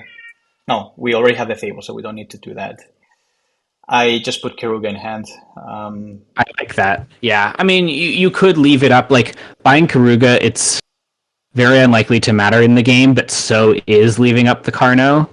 I don't know if they have any cards that would kill you, but you killing the Shaman means that you don't die. Maybe you kill it and then try to top deck Quint if they're trying to play Ripper, but you don't know that ahead of time. Yeah, it's kind of equivalent. Like neither of these decisions really matters. There's a thing that if they attack and put another land, they can play a Ripper. So killing the Goblin Shaman prevents that. But that means that if we top deck a land the next turn, we cannot play the card. Right. Having Carno in hand is just so huge here that, like, I mean, to be fair, you do not have double red currently. True. Which does also mean that this is one of the cases where the mana development early in the game ends up really mattering. Because here, like, if I need to top deck a really specific set of lands, and untapped red is the thing, so we have 2 Sacred Foundries, 3 Caverns, a mountain, so that's 5, and then basically if we had a second red, it would unlock all of the other basics, and the Overgrown Tombs, so we would have many more live top decks in that scenario. Yeah, the mana development early in the game is coming, I think, a little bit to punish us here. But I still think your probably highest percentage line is planning on I'm going to draw the untapped red for slamming Carno or a Quint. Either one works, assuming they don't have interaction. But yeah. Yeah. Next turn can also be Karuga, draw 2 lands, untapped white, and a binding. There's still some outs there, but I guess and a binding means maybe you're not dead. So yeah. Yeah. They get in, play land, and play the Ripper. Yeah, there So it now is. pretty much it's Quint or bust, I think, at this point. Quint or untapped red or bust, I think. Mhm. Yeah. True. Untapped red too. Yeah, Spark and there you doubles, go. not the draw. Yeah, one of the matches where there's not a ton you can do. We could have set ourselves up a little bit better, but like I think we still lose that anyway, given the draws. Mm-hmm. Tough match. That's what Vamps can do, even though we're kind of designed to beat it. Like it's still going to beat you, 40-45% of the time. Yep. Especially the version with the Archfiend that puts out more pressure. Yep. That's scarier. Very unfortunate that they had a duress for consume and then the Archfiend to completely punish us for binding the Fable. Yeah, Because if we knew that that's a possibility, then keeping the binding to answer the Archfiend was better, right? I think so. But But that's assuming perfect knowledge of their hand, and like I think there's a bunch of other hands they could have where you want to binding the Fable, and I think the majority of the hands they could have you want to binding the Fable. So I think that was still for sure the right play. I'm pretty confident of it. that's great to hear from you because I was thinking maybe I made a big mistake with binding the Fable. Yeah, So I really don't think you did. No, I try to target the Fable a lot just because it's hard to know what's in their hand in the matchup, but they really do need specific sequences of things to beat you. And so taking the Fable makes it a lot less likely that they get those sequences of things.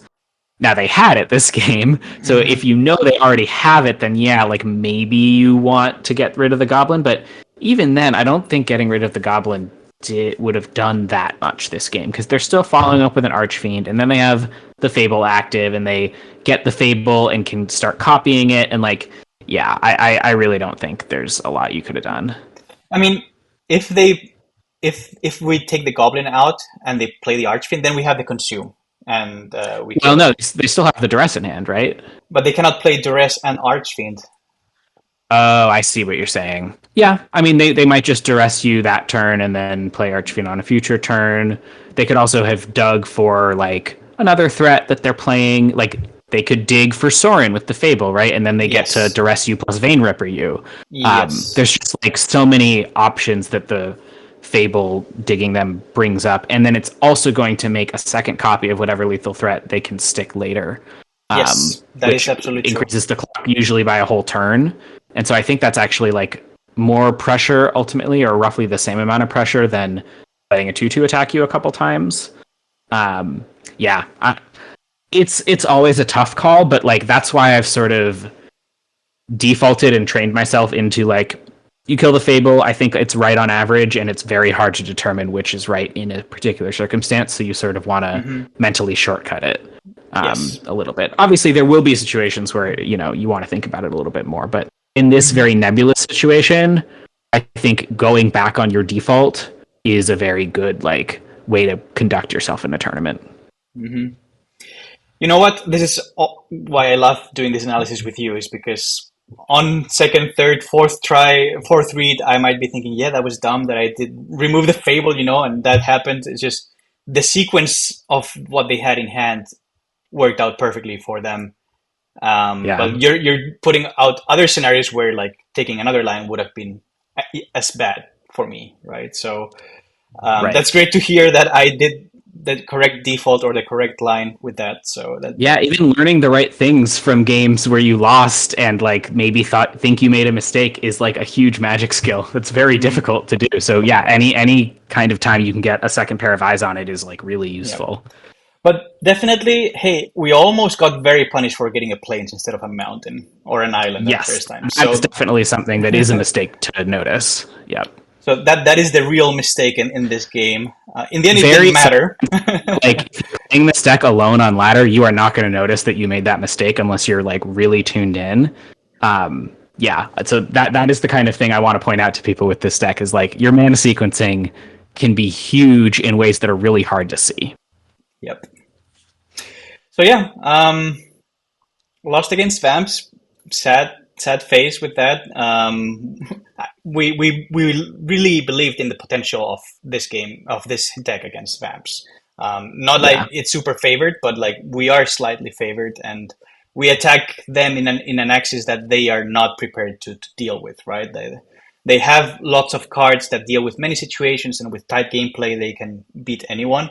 But against our deck, they really need to kill us as fast as they can, and their deck is not that good at that, right? So Yep. kind of unfortunate, those two games, and also the previous match. I mean, game one against Amalia, top deck an untapped land, Quint win that game, right? And then the game three, if Reservoir is a bit deeper in their deck, 2 cards deeper, I also turned that game around and the match. And here, first game, Giruda whiff after seriously considering whether we should Karna or Giruda.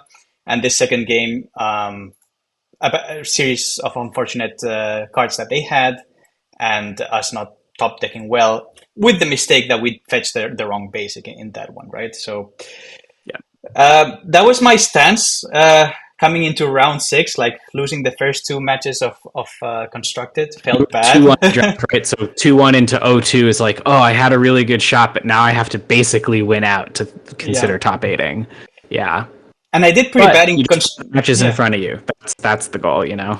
I had more matches in front of me. I think with just a tiny bit of more luck in both previous matches, it would have gone differently. I would have won them, right? Yeah. So I tried to abstract myself as much as possible from what happened over here. It's like, hey, I think I've been unlucky in these 2 rounds. Let's see if my luck turns. I gotta still believe in this deck, and it was just like tiny differences that didn't get us there. So, but also last AC4, I did really poorly in Constructed. I only won 1 match, right? So I was starting to feel like, oh, am I really going to do so badly in Constructed again? How is this possible that I'm so unlucky with this? But yeah, I just need to move on, and it's you just need to move on. You need to go into the next match and not dwell in what could have been before, right? Yeah, exactly. Round 6 versus Bernardo Torres. I played Bernardo Torres in the limited part of the tournament. Got very unlucky with my draws. I flooded and also didn't get enough pressure against his deck. I do know that the AC5 champion, Tony Ramis, he tested with Bernardo Torres, and he was also on Izzet Phoenix as Tony was. So just a bit of background over there that I had already played, lost against Bernardo Torres, so when I get my revenge over there, and also like test partner with the actual champion. So do they register? The lists are exactly the same. Yeah. Let's check if their lists are exactly the same. Well, I already see one difference: the 3 crackling drakes versus only. Oh no, I think Tony did have 3. He only boarded in 1, but yeah. Mm-hmm. This looks. Yeah, this looks very similar. I think this is the same list or very close to it. Did Tony also have Ashiok in the main and Prismari Command? I think he might have had 2 in the board. 2 Ashioks in the board. He definitely had a command. Yeah, this is like extremely close to the same list, if not the same list. Mm-hmm. It might be one change, but I mean, yeah, pretty much the same. Functionally, I'm pretty familiar with this, given I played it 8 times in the finals. So, yeah, I know what this list does. It's quite good against us. They have a disruption post. Yeah, so unlike other Phoenix decks, there's quite a lot of counters. So 3 disputes, 1 negate, and 1 ether gust. So all of those come into against us in games 2 and 3. 2 brazen borrowers also disrupt our combos. So all of that is relevant. Other lists are not that well prepared to beat us. But yeah, this is the list, and let's check the games. So first game on the play. All lands, spicy hand, except the migration. We got all the colors. We got all the colors. We have all the colors. Our mana is good. We don't have disruption or ramp technically, although gain 3, search a land, and kind of disruption, but not really. I think I mulligan this. If one of the lands is a cavern, I guess it doesn't matter. Game 1, we have. I think I mull this just because it really is like a 7-land hand. I mean, you have like two cycling lands, but you want to play at least one of them blue. I think this is a mulligan. If it has like a single spell, I'm probably keeping. But Yep. yeah. Also, we are favored game one, right? Because they don't have a lot of interaction against our combo. So, Yep. And we're not playing against a Thoughtseize deck, so that is a factor for sure. yep. I do agree. Meaning we are more likely to be able to mulligan effectively. So yeah, I think it's a mull. It's like a little bit close, but I'm pretty confident it's a mull. Yep. Well, I keep it. Okay. I think this is a mull, just agreeing with you right now, but I just go ahead and keep it. So I think like, it's not super far off from a keep and it could easily get there. So like I don't see it as super wrong to keep. Also, I'm more keen to cycle these lands, I think, than from what you are. Yeah. I don't know. I went ahead and kept it, I guess. I think totally reasonable. I think it's like I still think it is a mulligan, but like pretty marginal either way. Opponent mulligans, so that's good, I guess, for us. And we know usually if they're keeping a hand on like 6 or 7 in this matchup, that means they probably have a turn 2 Ledger Shredder on the play, or at least a really good like pressure hand.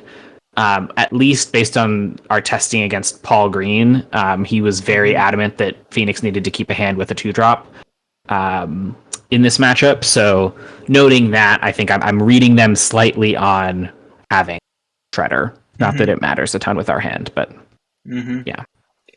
Lead on the tap land. Possible I want to lead on Sacred Foundry here, just so that we don't have to shock and we can play Binding if we draw it.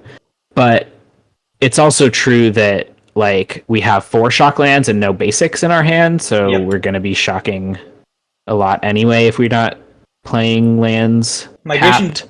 Does offset a bit of that, but it is true that one of the ways we lose in game 1 is we get pecked before we can actually do the combo. I don't know what I would have concluded, but I'm just noting I would have thought about playing Sacred Foundry first. Yep. It's possible. It's close, though. If I draw a Binding, I can always shock in the land too, and it is too, right. And so it's a huge downside either way. Yeah. Slate. Not the draw that we were looking for, but not just what you wanted to draw. Yeah. We proceed. We have all our colors now for Binding, so I like playing that tapped. I don't think you need to shock. You'll be able to get your herd migration off at some point. Yep. Okay. No Shredder. And there's a piece of action. It is a threat, cool. And it cannot be countered in this game. Definitely assuming they have a pick lock here, because if they don't have Shredder, they probably have a strong pick lock Treasure Cruise hand. Not that it makes a difference, I think, in our plays, but here I might even just shock and buy Karuga. I think that's probably my line. Just basically getting the most mana inefficient plays out of our hand first, so that when we draw other things, we can start doing those efficiently. That's my instinct. Can also shock and cycle the Triumph. I've been a proponent that, hey, these tap lands are clunky, but they also allow you to cycle land heavy hands. So yes, very true. So I do shock, and I keep it. I don't buy Karuga. I say hey, if I want to play Karuga at some point, I can just buy and buy it next turn maybe. But it could be totally defensible to buy Karuga. And you also have the play of Binding plus buy Karuga next turn, right? So I don't think it's super wrong, if at all, to not buy it here and just to see more of what you have with your cycle land. Yeah. You were right. They have Prankster, they get a Cruise, and they have mailed these 4 cards. Okay, so no Phoenixes, which is relevant to know. No Phoenixes. They also could have a Shredder here and are just trying to discard one of their Phoenixes instead of playing it on 2 into a Binding. So they're just passing. They just pass. I just cycle the land. Cool. On island. Yep. There's a Binding. There's your Binding. Cool. So yeah, I think it's just island by Karuga here and leave up Binding, right? Yeah. And I manually tap my mana as a civilized person. All the white up. Tap is gross and a crime against humanity, so we don't use it. I wonder why the buying the companion is so bad with the lands, but Yeah, it I is have no really idea. bad. It's It really literally bad. lies to you. It says, "I'm going to tap these. Go ahead. Be on autopilot," and then you are on autopilot, and it's like, "Haha, I lied, sucker." It's like, what? Come on. So So yeah, rude. So rude. Prismari command, end of step. They draw 2, discard 2, and create a treasure. So what do they Yep. Did they discard? discard here? Yeah, they did. So, like, if they hadn't, like, maybe I'm thinking about binding the treasure to take them off of a mana and then be able to play Karuga and draw a card with it next turn. Hmm. They don't have like, counters for Karuga in here, but because they played a Phoenix, they're very likely to get it back next turn. And so, in that case, like, you're just planning on binding the Phoenix anyway, so you don't worry about it. Hmm. But good point. Like it's not an intuitive play to binding a treasure. You know, like how would you ever like waste Yeah. such a piece? But taking off 1 mana, it's actually quite relevant. Yeah, and also just like I wouldn't do it if it were only that, but if you're guaranteeing your ability to draw a card with Karuga the next turn, then like that is another sort of tick in favor of binding a treasure to take them off a mana. But yeah, because they milled the Phoenix, you're like expecting to be able to binding at least something next turn anyway. So Yes. you also, I think you probably don't do it main phase because you can also do it at their end step if they're not doing much on their turn. And like that's not giving away a ton of value in the game, but yeah. Anyway, they milled the Phoenix, so we don't have to worry. Yep. On tap, consider. Did they bin something? Yes, they did. A shredder. They binned the shredder. Yeah. Of course, playing the shredder here would not be super effective because they already played a spell before, so they cannot even connive. But yeah, they go ahead with the Treasure Cruise, one of the best cards in their deck. Get 3 more cards, play a tap land, and the Prankster. And they still have a Ooh, so treasure. the third spell. That's fascinating. Because they have so many cards in hand. So now you're thinking like, okay, what could they have in hand, right? They could probably have maybe like a creature. If it's Shredder, maybe they don't want to expose it. And what they probably have most of is like a bunch of spell pierces and a bunch of burn spells. That's what I'm reading. They could also have another treasure cruise. There's like a very limited set of cards that they could have in hand here that are like non-lands and don't let them get Phoenix back. So we're putting them on a pretty narrow set of things here. We have a good impression of their hand based on this play. You didn't mention an important range of cards, and those are the removal spells. They cannot cast the removal spells. I did, but yes, I definitely meant to mention the burn spells, Lightning Axe and Fiery Impulse. They probably have at least 2 of those in hand, probably like 3 or more. Yeah, maybe another Treasure Cruise that they can cast, some creatures, Yep. maybe an extra Phoenix that they cannot bin. So, Yep. Yep. And maybe 1 or 2 spell pierces. I would also think about probably like 1 spell pierce. I would put them on roughly, but yeah. Mm-hmm. I fire the binding, I think, just to get a card with Karuga the next turn. Yeah, and they can't spell pierce this because if they do, you just untap and jam Quint. So like, exactly. Yeah, you're getting this off, and then you're drawing a card with Quint, and you're continuing to dig like that. You get the 1/3 or the treasure here. Yeah, that's an interesting call. They're not the Proft version, so the 1/3s are not super good against us. They don't really pressure us that much. I think I probably take the treasure. But it's 50-50-ish. Like treasure gets them closer to a cruise next turn. It's just like a mana is probably more important than a 1 damage a turn threat. So I'm probably going for the treasure, but ultimately not super meaningful. I take the creature because I think the treasure, getting the treasure is too big brain for me, I think, especially in a high tournament. But I do think getting the treasure is quite important. I mean, if you get the creature, they also cannot burn their own creature to get spells, so that's also something to consider. But ultimately, I do think that getting a treasure is actually the big brain and even the correct play, but it's close. Cavern is an excellent draw. Especially post board. Here it's not that big of a deal, but it's... But like you're happy with an untapped land that doesn't hurt you and lets you cast, whatever you need. Yep. So, yeah. So here it's Karuga, right? Just draw our land, put some pressure on the board. Yep, and you're not worried about Mystical Dispute, so you don't need to use the Cavern yet. We draw an extra land. Now, we did give them a target for Axe, so that's Yeah, so something they're important. probably like axing and getting back Phoenix here somehow. But then you get to jam Garuda and hopefully go off. Adventure. That was another card that I think they could have had last turn. No, they couldn't have because they played one of them instead of using it to get back Phoenix. I mean, maybe they would have been tapping out to do that and they didn't want to, but no, they played their pick lock and they had the treasure up. So yeah, they drew that. They top decked that. I'm like 95% confident. Or they got it from the slate of hand too that they just cast before. So True. Yeah. So maybe they top decked the slate and got that from it. Either way. Jwari Disruption is gone. That's important. It's one of the few things that they can have. But no other Phoenix, so still one Phoenix in the yard. And they treasure again. Yep. They have to tap out basically for that, but they're getting back their Phoenix and they're leaving up probably Spell Pierce. Yep. I think if they have Phoenix and Axe, they should definitely spend the treasure, kill the Karuga, and start to put some pressure, maybe? Or what? Yep. Or would you still want to keep the Pierce up for Quint?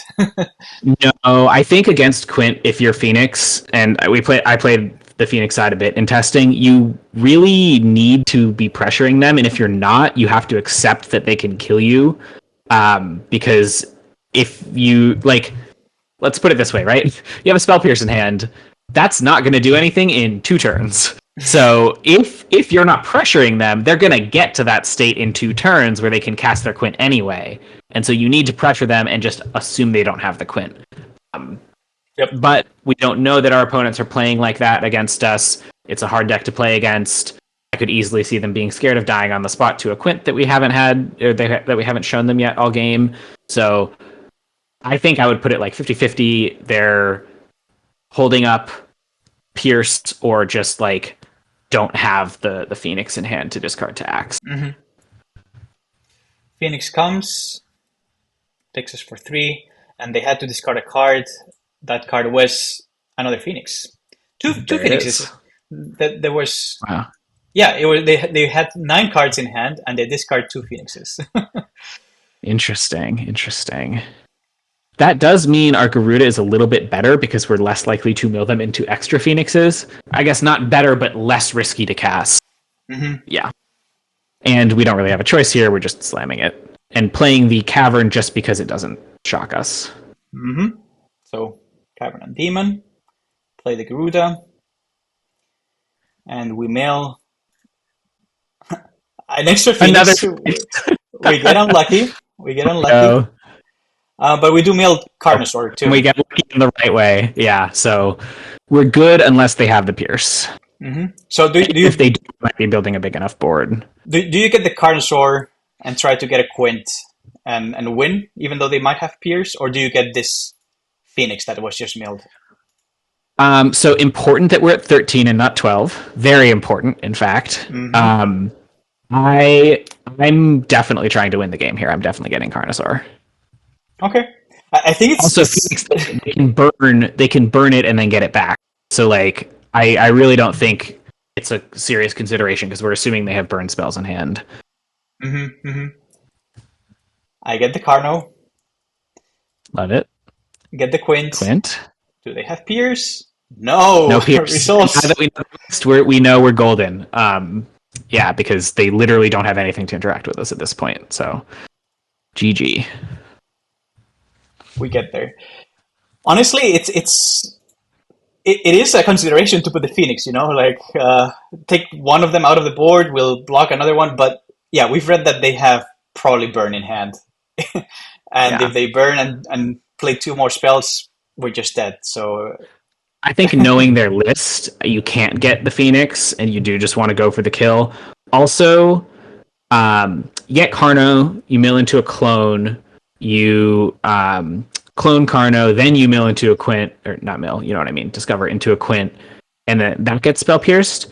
Sure, but you're still getting attacked for 12 in the air, going to 1 potentially, and then killing them, right? Yes. So that is also pretty crucial where like Carno still potentially even wins the game through a spell pierce you're just going to 1, which is scary, but it is really relevant that you are at 13 there.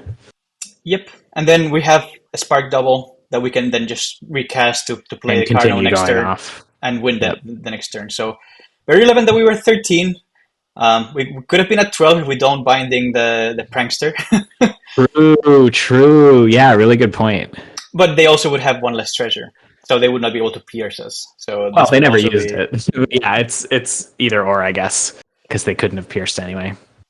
But finally, a bit of luck for us over here. And good thing that Giruda did not whiff this time around. Yes. Thanks, Giruda, for doing what you're supposed to do. Next game. So we are on the draw now, and they board out their burn. They bring in their counter spells, which is very relevant. And we were not on this during the tournament. We've kind of been convinced at this stage that probably 1 or 2 thought distortions against their exact deck list is probably the best play, right? Yep. But like you just weren't in that headspace, and we hadn't done all that thinking beforehand. So like, it's not really a consideration knowing where you're at in the tournament at this point.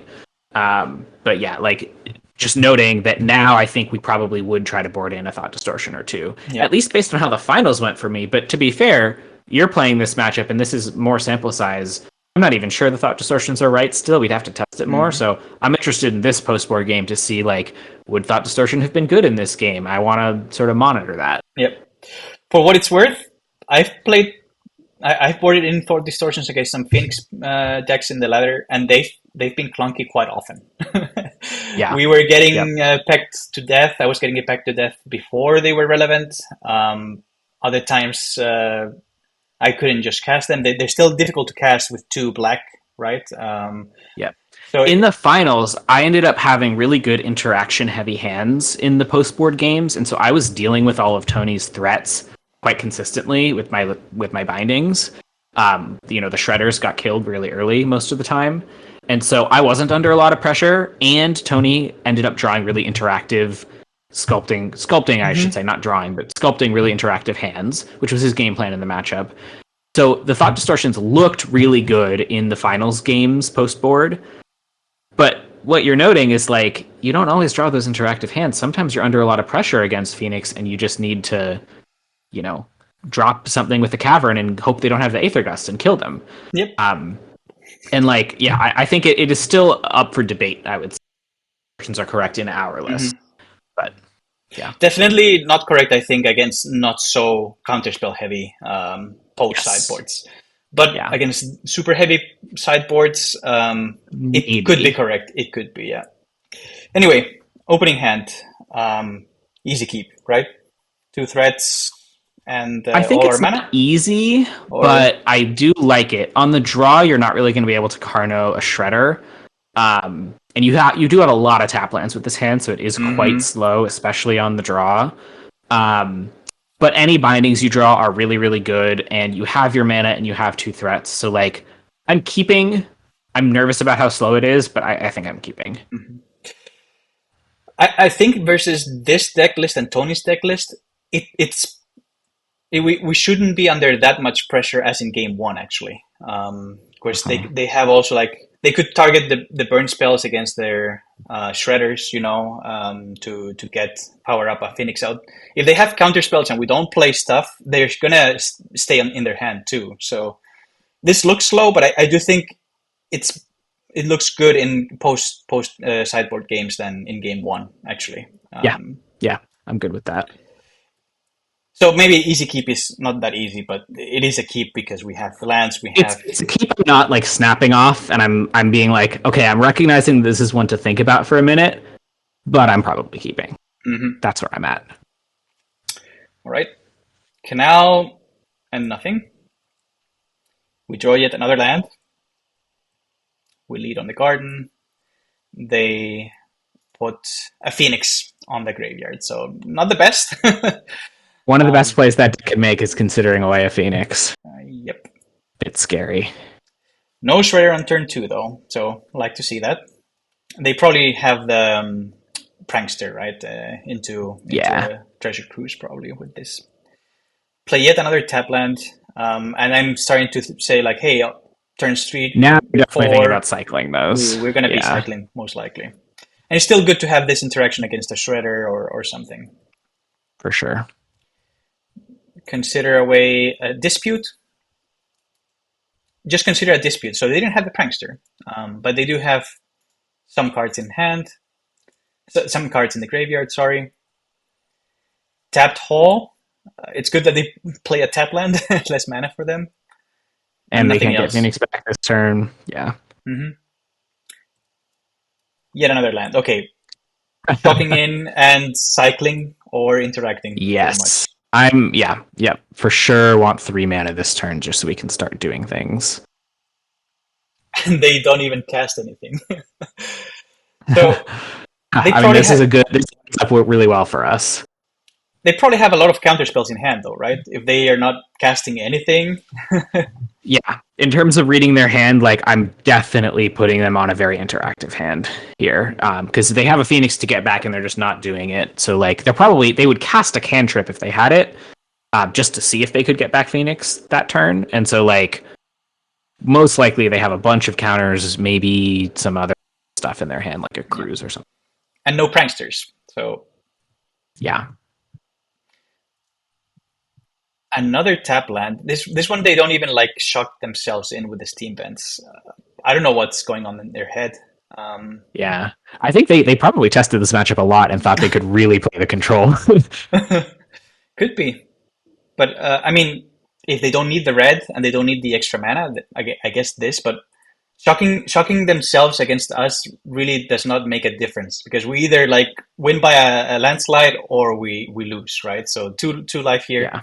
I would have bluffed and put the steam vents untapped against us. Not knowing their hand, it's hard to say whether or not you should. But like, yeah, I think that's a totally reasonable play.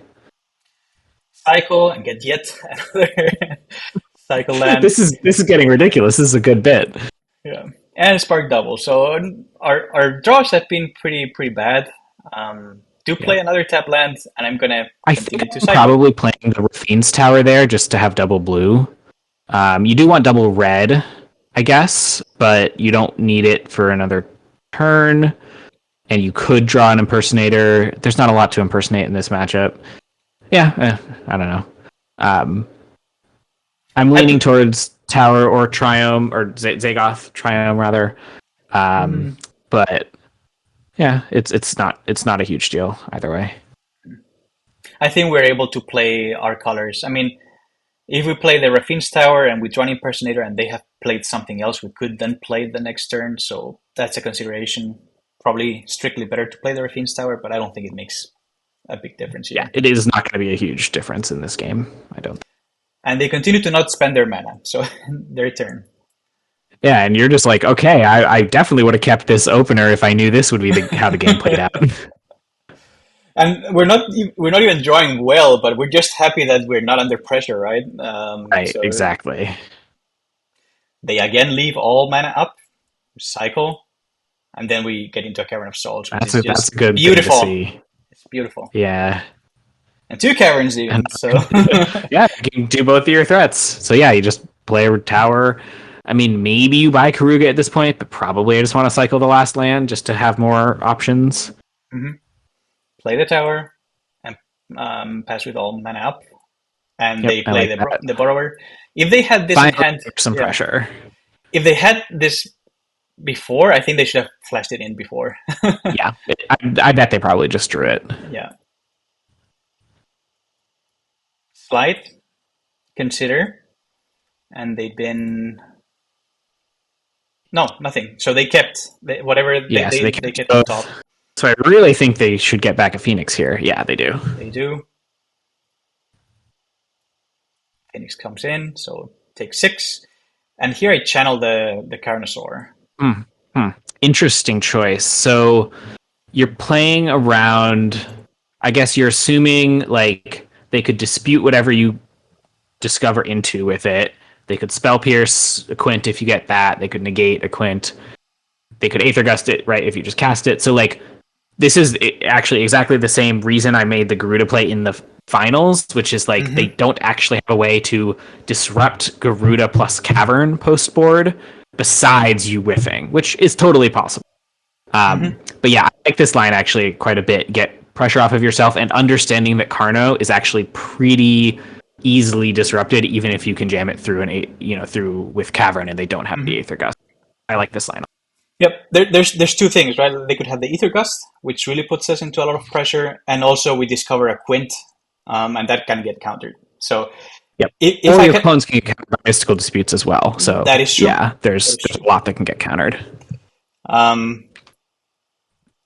Kill that, reduce the pressure in the air, and we know that next turn we're slamming Garuda, and we're praying that it doesn't. And whiff. that, by the way, just noting for everyone, is a play you make out of extreme faith that your deck is going to draw more action, even if the Garuda whiffs, right?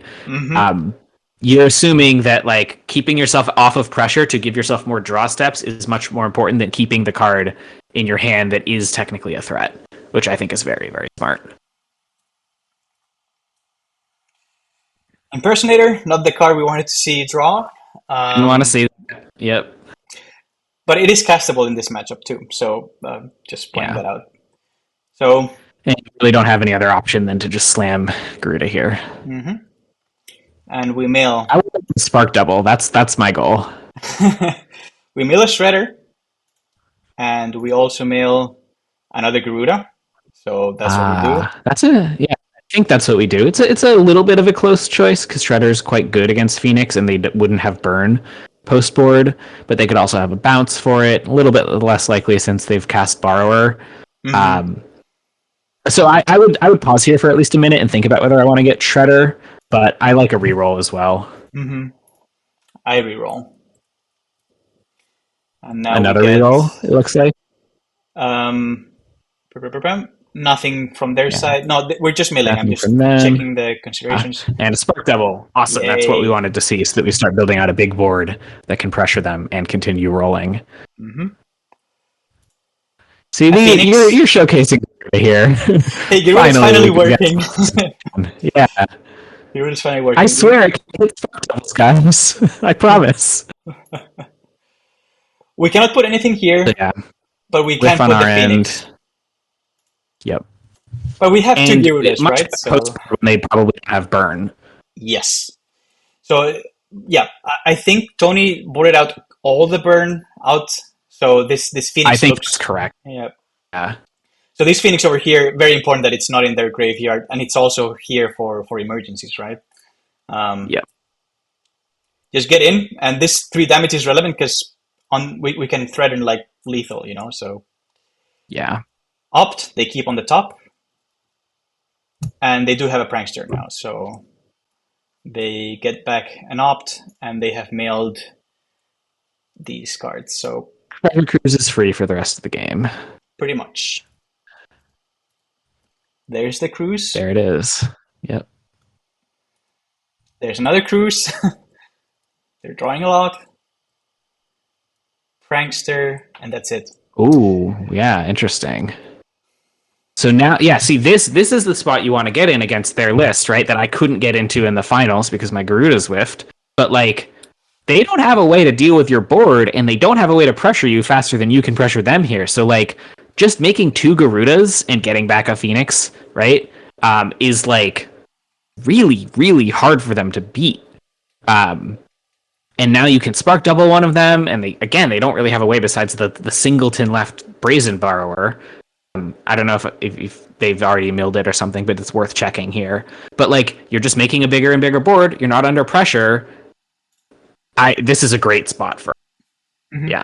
They haven't milled it, so they could still have it. They, by the way, they still have an Ashiok in their deck. I am not sure that's correct versus our deck. I think it is. I think Tony kept them in the finals. It disrupts our ramp. So if you landed on 3 on the play, it can really turn off like all of our land searching, which I think is good enough, especially because they have so many burn spells to bring out that like I do like it. But it is weird because it almost doesn't do anything else against us. But yeah. I mean, it can also like get Spark Doubles with like over a couple turns as they're controlling the game, which is relevant, I would say. But yeah. I think it is correct for them to keep for what it's worth. Yeah, I'm sure I would have punted searching for a land with Ashok in play.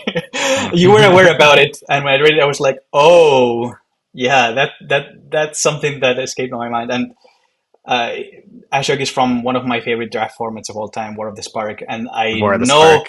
if I faced it in War of the Spark draft, I would know I cannot search something, but just in constructed, it would have just flown by over my head. I Yeah, can it's like assure a you that. graveyard hate. Oh yeah, hate card or whatever. Yep. I know that Ashok has the mode that you can mill yourself and not exile your graveyard, so I Hmm. know that, but I I didn't know forgot. that. That's cool. Yes, yes, it's actually why it's good in Phoenix too, is because you get to mill more for your treasure cruise and your Phoenix. That kind of makes sense. Yeah. But I would have forgotten about the passive. Yep. All right. Before we attack, we should try to clone Gyrudas, right? Mhm. Yep. Because we don't know if we need to stay back or not, or not. If they have any sort of interaction, we would like them to use it as before it's possible. And I play.